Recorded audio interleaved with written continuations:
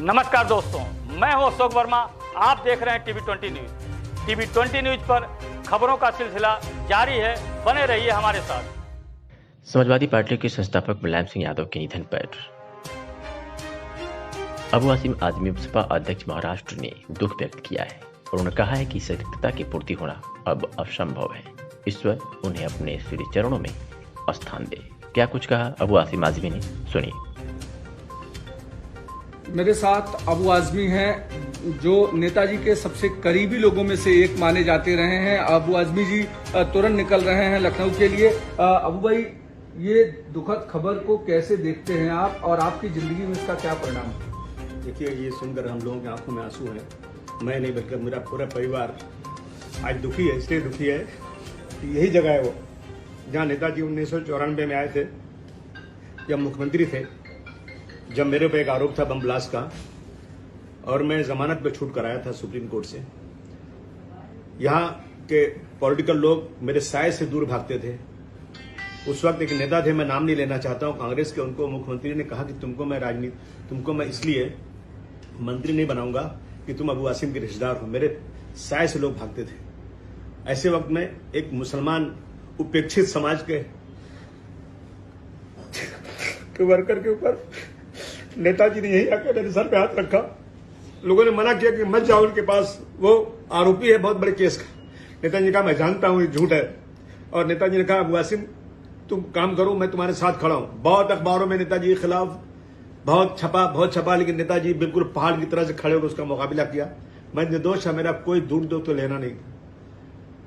यही नेताजी ने मुझे पार्टी में लाने की बात किया। मैंने कहा मैं कभी इलेक्शन नहीं लड़ूंगा, मैं आपकी पार्टी बढ़ाऊंगा, क्योंकि आप यूपी में जो काम कर रहे हैं शायद पूरे देश में कोई नहीं कर रहा है। और मैं कभी इलेक्शन लड़ता नहीं था। मैंने जिनको लड़ाया वो उन्होंने गद्दारी किया, दूसरी पार्टी में सत्ता के लालच में भाग गए। नेताजी मुझे डांटा और प्यार से कहा तुम राज्यसभा में जाओ। मैंने कहा नहीं नेताजी, मैं नहीं जाना चाहता हूं, लेकिन डांट के उन्होंने भेजा। यहाँ पर एक बार एमएलसी का चांस आया, उन्होंने कहा तुम बनो। मैंने कहा नहीं, मैं हुसैन दलवाई को बना देता हूँ। कहा नहीं मत बनाओ, तुम बनो। मैं नहीं बना, मैं उनके वसूलों को लेकर चलता रहा। मुझे नेताजी की मोहब्बत मेरे दिल में है।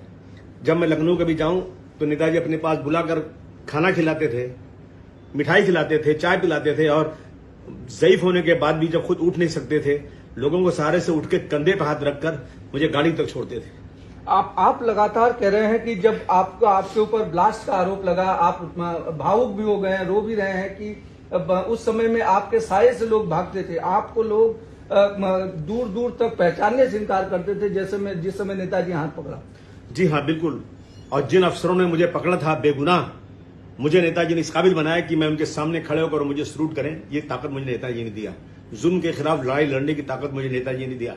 नेताजी समाज के सबसे आखिरी आदमी को, मैं एक बार बैठा था लखनऊ के ऑफिस में, भीड़ लगी हुई थी, नेताजी भाषण कर रहे थे, मुझे बुलाया उन्होंने, और सबसे कमजोर औरत जिसके पैर में चप्पल नहीं थी, गंदी साड़ी पहने हुए औरत, उसको बुलाया, बोलो तुम्हारा क्या काम है। आज मैं इस देश में, पूरे देश में ऐसा नेता कोई देखता नहीं हूं। रक्षा मंत्री बनने के बाद नेताजी ने जो हमारे शहीदों की, जवानों की लाश बॉर्डर से उनके मृत्यु के बाद, शहीद होने के बाद आती नहीं थी, और नेताजी ने उनकी डेड बॉडी को उनके घर तक लाने के लिए नेताजी ने कानून बनाया। मैं समझता हूं कि आज के जमाने में ऐसा नेता नहीं है। सुभाष चंद्र बोस जी के बाद अगर इस देश में कोई नेताजी कहा जाता था तो मुलायम सिंह यादव कहे जाते थे।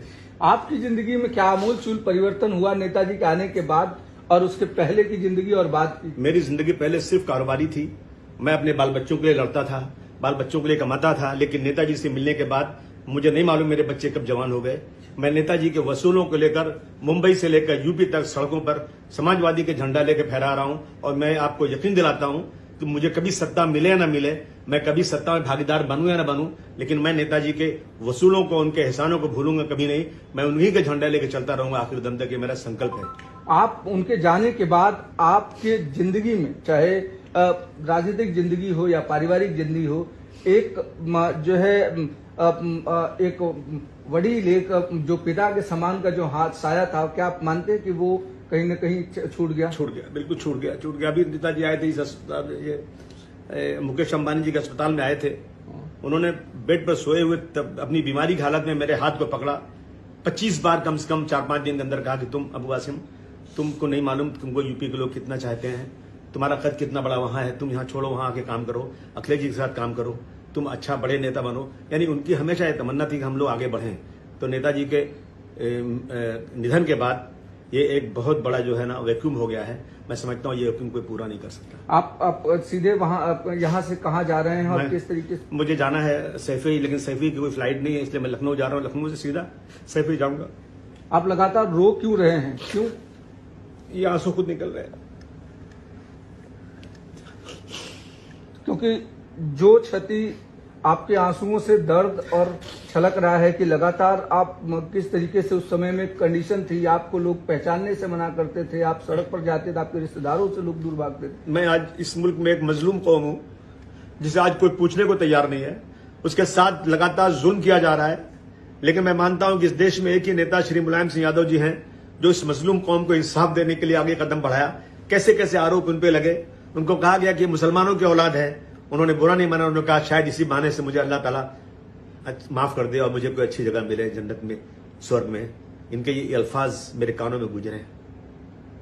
अब कैसे आगे की दिशा और दशा कैसे स्पष्ट कर रहे हैं कि जब नेताजी नहीं है, एक संरक्षक के तौर पर आपकी पार्टी में थे, और जब नहीं है तो कैसे थे? मैं समझता हूं कि उनके बेटे श्री अखिलेश यादव जी जो हैं वो जरूर उनके बताए हुए रास्तों पर चलेंगे, सबको जोड़ेंगे। और जो एक वैक्यूम पैदा हो गया राजनीति में, अखिलेश जी देश के रहने वाले मजदूर, किसान मजदूर, अल्पसंख्यकों की आवाज बनकर उठे हैं और ताकत से उठाएंगे, ये मुझे पूरी उम्मीद है। बिल्कुल।